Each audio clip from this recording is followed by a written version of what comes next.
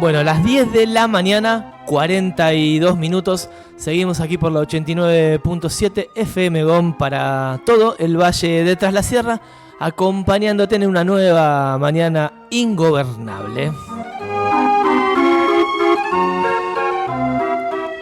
Bueno, y seguimos un poco ahí debatiendo, charlando y repasando la cotidianidad aquí de cada uno de nuestros pueblos y lo que va sucediendo. Vamos a poner ahí un poquito el oído, los ojos, la voz en lo que va a estar sucediendo mañana y pasado. La presentación del libro La dictadura del capital financiero, libro de Bruno Napoli, docente, ensayista, investigador en historia económica y derechos humanos, a quien le damos la bienvenida aquí al programa. Le agradecemos muchísimo por su tiempo, Bruno. Gracias por estar acá. ¿Cómo estás? ¿Qué tal? Buen día. Un gusto hablar con ustedes. Bueno, gracias ahí por este ratito en la previa de lo que va a ser ahí este fin de semana. Y con un tema que en principio y sin pensar demasiado me parece un tema muy importante para hablar en estos tiempos, ¿no? Pienso en lo que estamos viviendo a nivel económico, ¿no? En nuestro país, lo que se charla aquí, ¿no? En los pueblos, ¿quién maneja, ¿no? ¿Quién maneja la economía, ¿no? ¿Cuánto influye en la vida cotidiana de cada persona las decisiones que se toman en otro lado? Bueno, en principio se me fue para ese lado. No, y está muy bien porque el libro es una investigación que hace foco en un caso específico, un caso testigo, que fue lo que pasó en el sistema financiero y la economía argentina a fines de los 70 y principios de los 80, pero es el huevo de la serpiente de lo que vos estás explicando. El libro lo que trata de comprender y lo que analiza y describe básicamente es cómo el Estado hace 50 años fue ocupado por tecnócratas, financistas, banqueros en los lugares claves de la economía, y a partir de ahí empezaron a hacer negocios personales y aumentar la deuda externa de manera exponencial. Y a vos no te suena raro porque es lo que está pasando ahora. Claro. Es exactamente lo que está pasando ahora. Bueno, eso empezó hace 50 años. Entonces en el libro es una investigación que hice cuando trabajé en la City. Básicamente trabajé en el sistema financiero muchos años y a partir de ahí tuve acceso a los archivos y se me permitió investigar y publicar luego las conclusiones. Y están los nombres de todos los personajes de grandes corporaciones y bancos que ocuparon el Estado en ese momento y que después en democracia siguieron reciclándose, volvieron a la función pública, armaron como una puerta giratoria en el Estado, ¿no? Donde están en la actividad privada, en grandes corporaciones económicas, se meten en el Estado, convocados por cualquier gobierno democrático, y esto hay que decirlo, ¿no? Con todos los gobiernos de la democracia estos personajes fueron y vinieron, personajes de la City porteña y de los grandes bancos y de las corporaciones que terminaron definiendo el destino económico de la Argentina y a esta situación. Hace 50 años tenías 6.000 millones de dólares de deuda y hoy tenés 400.000 millones de dólares de deuda pública. Y es por este tipo de políticas. De hecho, en el libro encontraba tapas de diarios o documentos y tenía que aclarar la fecha porque parecen actuales. Parecen dichas ahora, ¿no? El mismo discurso, las mismas palabras, las mismas excusas. Así que bueno, el libro un poco cuenta cómo llegamos acá, pero con un caso testigo de finales de los 70. O sea, como un plan sistemático, por un lado, ¿no? Por lo que vos decís. Y por otro lado, esto de ocupar los espacios, ¿no? Porque es interesante, porque ya te saca de un lugar decir, bueno, estos son esto, estos son otra cosa, ¿no? Como saca esos lugares y como que ahí la trampa es más grande. Y sí, es más complejo porque es más complejo y a la vez más simple. Vos ves los nombres de los que ocuparon el Ministerio de Economía, la Secretaría de Planificación, quién fue viceministro de Economía, quién fue secretario de Hacienda o de Agricultura, Ganadería y Pesca. Son todos jefes de grandes corporaciones, de bancos y de financieras. Martínez Dios, la familia Ocampo, Adolfo Diz, Zimmerman, Guillermo Walter Klein, Cavallo, López Murphy, mirá, te estoy nombrando gente que vos conocés. Todos esos ocuparon los cargos claves en dictadura. Y después en democracia se reciclaron y cada vez que vuelven aplican el mismo plan que encima fracasa, porque el tema es ese, digo, la historia argentina en términos económicos es una historia circular, parece un loop, ¿viste? Un bucle temporal. Cada tanto vuelve a lo mismo, con los mismos personajes, los mismos discursos, y fracasa, porque la Argentina queda quebrada, endeudada, estafada. En democracia lo viste en tiempos más cercanos, lo viste con muchos de los personajes que están hoy, inclusive con los nombres repetidos, ¿no? Digo, megacanje, blindaje, ahora de nuevo un blindaje de Estados Unidos que llega en forma de swap, o sea, de un seguro de cambio, pero no es otra cosa que deuda, y ya quedó demostrado, porque es información pública, que es nueva deuda para la Argentina, para salvar a los gobiernos de turno. Pero bueno, también hay que hacer la sección perdiendo amigos y decir la verdad, ¿no? Con todos los gobiernos de la democracia, estos personajes actuaron, funcionaron y entran y salen del Estado como si nada, ¿eh? Y ese es un modelo de acumulación especulativa. No le hace nada bien a la Argentina que se base solo en la especulación financiera y que vos estés todos los días como periodista hablando de cuánto está el dólar y cuánta deuda hay. No, eso no es economía real. La economía real es la industria, el trabajo genuino, que haya trabajo, que haya producción de bienes y servicios, no que haya producción de plata. Bueno, eso es un tema. Y a partir del caso testigo de lo que analizamos en la Comisión Nacional de Valores, que es donde yo trabajé, pudimos ver el inicio de todo este proceso. Hola, ¿qué tal, Bruno? Buen día, te habla Josefina. Hola, buen día. ¿Qué tal? ¿Cómo te va, Josefina? Bien, muy bien. Bueno, te estaba escuchando ahí atentamente. Me resulta muy interesante. Ahí vamos a ver si podemos conseguir el libro. Estaría bueno tenerlo. Y te quería consultar igual, esto que vos hablabas recién de que siempre es una economía que fracasa, ¿no? Para el país, digamos. De alguna forma no entra esto como en una cuestión más macro a nivel global, que sí funciona de alguna forma, digamos, por supuesto beneficiando siempre a los grandes poderes económicos y se mantiene ese loop justamente porque mucha gente se beneficia de eso, mucha, pocos, en realidad unos pocos, pero los grandes poderes económicos más globales. Sí, tiene mucho que ver con el contexto internacional y con los vaivenes internacionales como vos lo mencionás. El caso que yo analizo de la década de fines de los 70, que en realidad comienza a mediados de los 70, en el 75 comienza el gran cambio económico que se va para lo financiero en vez de para lo productivo. Digo, hay dos tipos de economía. La economía financiera, que es poner plata para que te genere más plata, pero no genera trabajo, no genera insumos, no genera producción. Y la economía real, la industrial, la que vos generás bienes y servicios y le vendés al mundo más de lo que le compras. Luego de la crisis del petróleo del 73 y las sucesivas crisis económicas en general, la caída del estado de bienestar genera un auge de estas políticas neoliberales a mediados de los 70 y fines de los 70. Entonces ahí sí coincido con vos que tiene que ver con ese momento.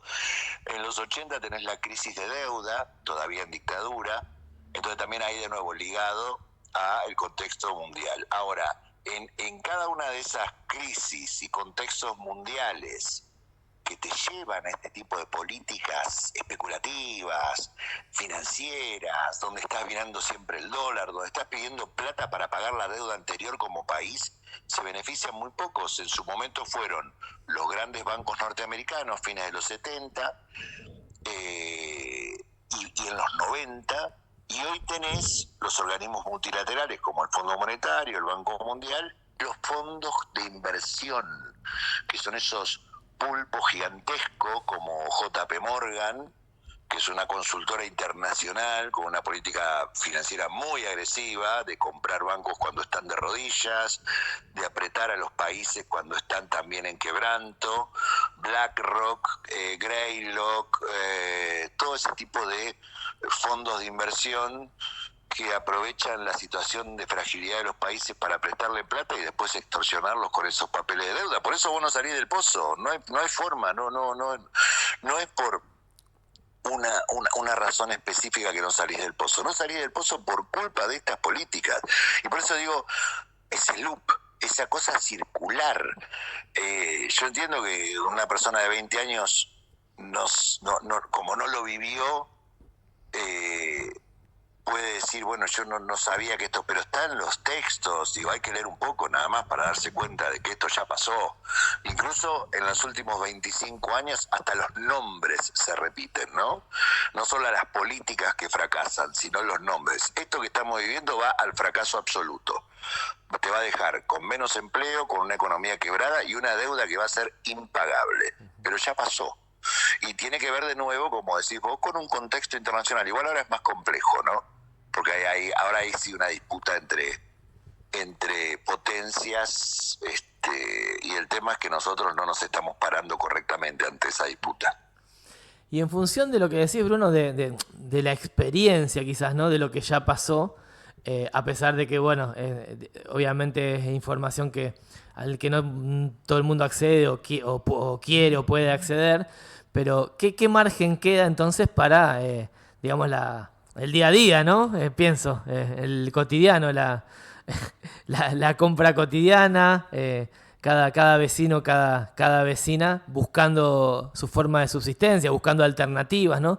Para poder sobrellevar la situación, más chiquito, digamos, ¿no? ¿Qué margen queda para esas posibilidades?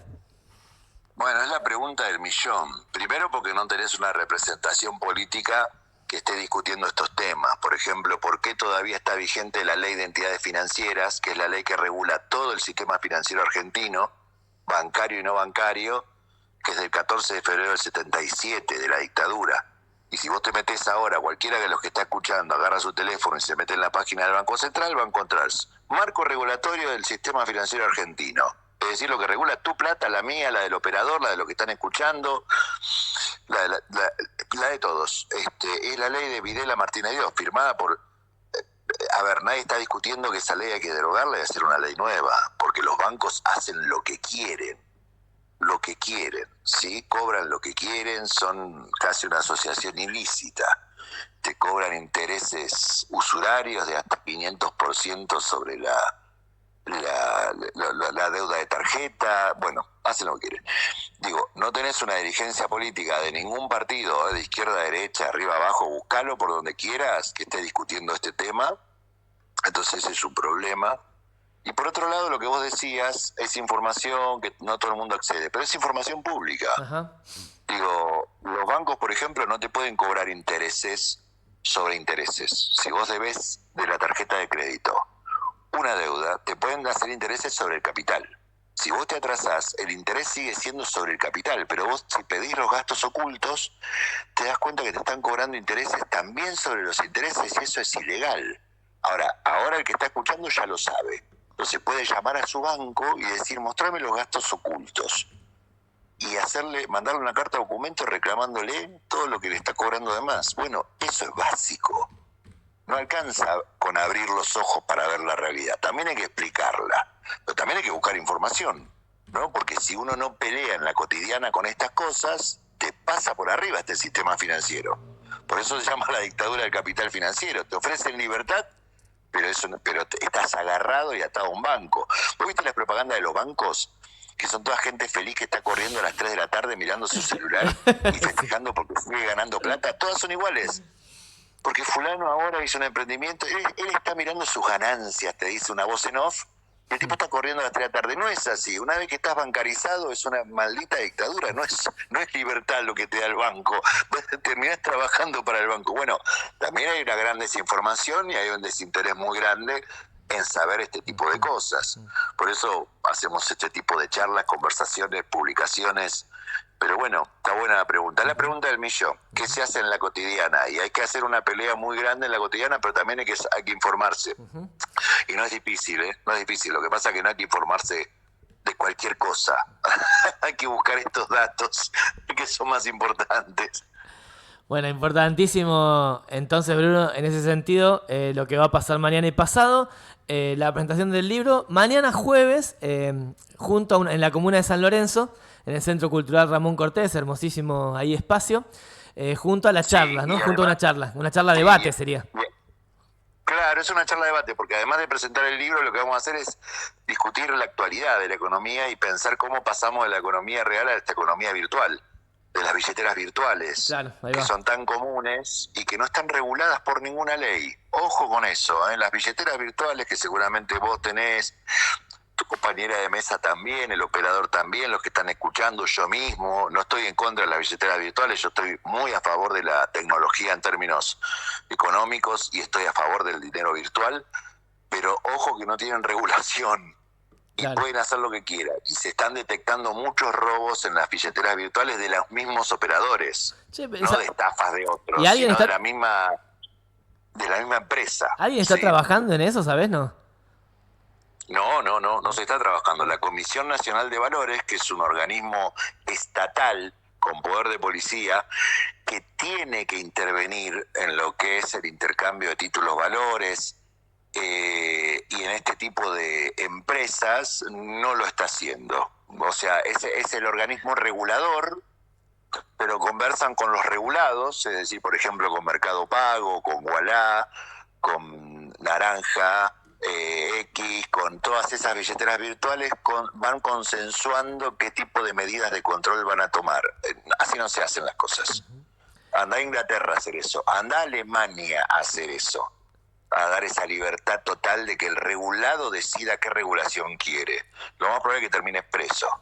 Y doy dos ejemplos de países que en eso son muy firmes, Ajá. sobre todo con la circulación y la trazabilidad del dinero, porque eso si no te debilita tu propio sistema económico. Nadie está trabajando sobre eso.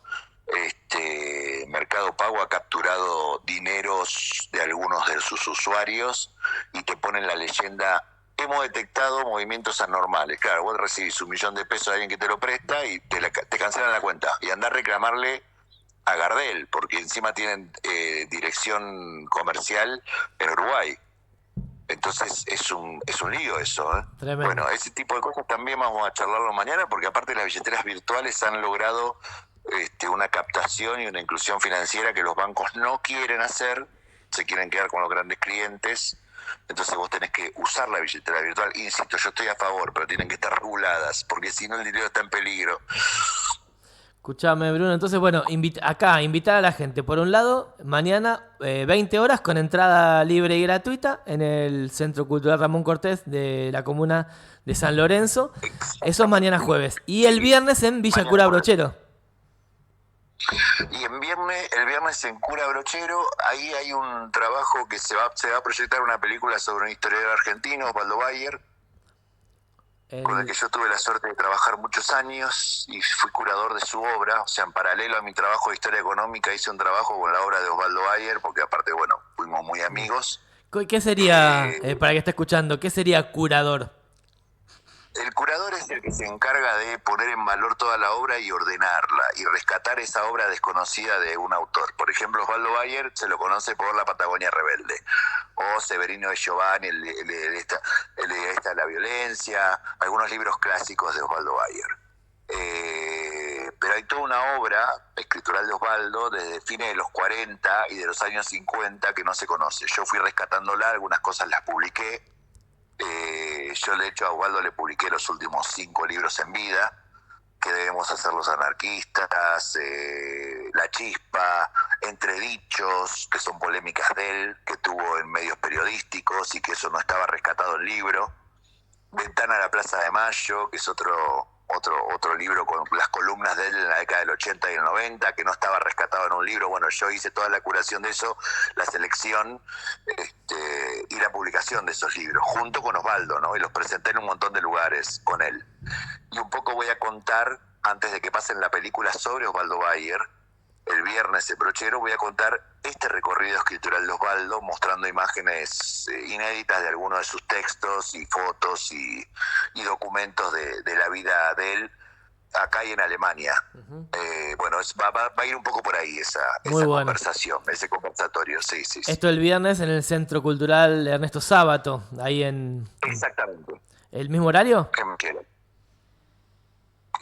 En Brochero, sí, así es. ¿El mismo horario, digo, te pregunto? Sí. Sí, el mismo horario, a las 8 de la noche. Buenísimo, buenísimo. Bueno, entonces ahí, hecha la invitación a toda la gente que está escuchando. Bruno, la verdad que te agradecemos muchísimo la comunicación, obviamente el tremendo laburo. Y bueno, ahí vamos a tratar de acercarnos, dar una vueltita y seguimos en contacto. Sería muy lindo. El jueves a las 8 en San Lorenzo y el viernes a las 8 de la noche también en Brochero. Sería muy lindo verlos y yo soy el agradecido por el espacio y por la charla tan franca y tan amable. Así que un saludo grande. Bueno, un abrazo. Gracias, un abrazo, Bruno, gracias. Un abrazo.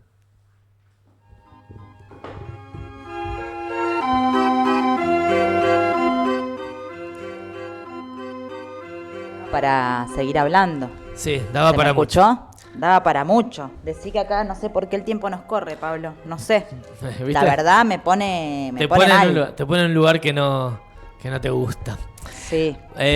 Bruno Napoli. Bueno, muy linda la charla. Muy linda. Me quedé ahí con varias cosas que me gustaría preguntarle, conversar, reflexionar, Bueno, ¿no? Esto, así que bueno, vamos a ver si mañana jueves. podemos comunicarnos otro día. Yo mañana estoy trabajando a esa hora, no bueno, puedo el ir. viernes.